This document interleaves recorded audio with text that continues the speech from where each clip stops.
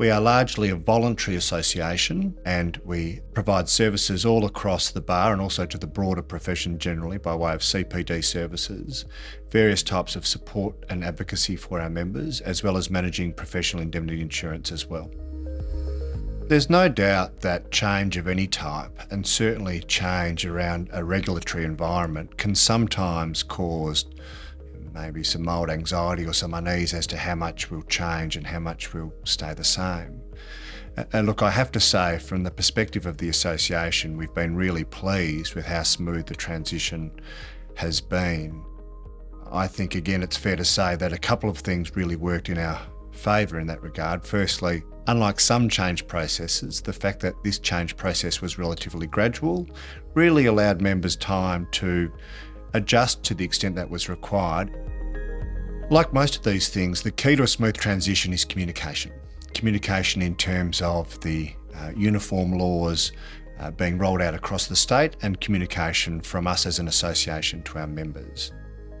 And in terms of ongoing communications with our members, it was very important that members be kept informed often, which we would do regularly by way of email broadcasts out to members, by putting the hyperlinks on our website, and generally making sure that our very, very small but incredibly dedicated and hard-working staff were available at all times to advise members upon where to find information to assure themselves that the transition to the uniform laws was going to be a smooth and steady one. From an association's perspective, and in terms of feedback from our members, there are a number of benefits which really reflect the fact that we are all practicing in a relatively modern era that is also very fast-paced. The first benefit for our members is it does provide an easier transition across jurisdictions. Look, the reality is, in today's day and age, the need to ensure that the seamless transition across jurisdictions, and particularly to our East Coast brethren, is made as smooth as it possibly can, and in our view, the uniform laws assist that greatly.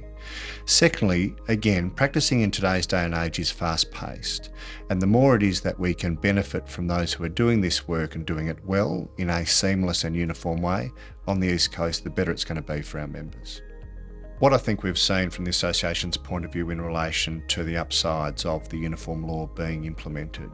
firstly in relation to communications, not only with our members, but it has allowed us to work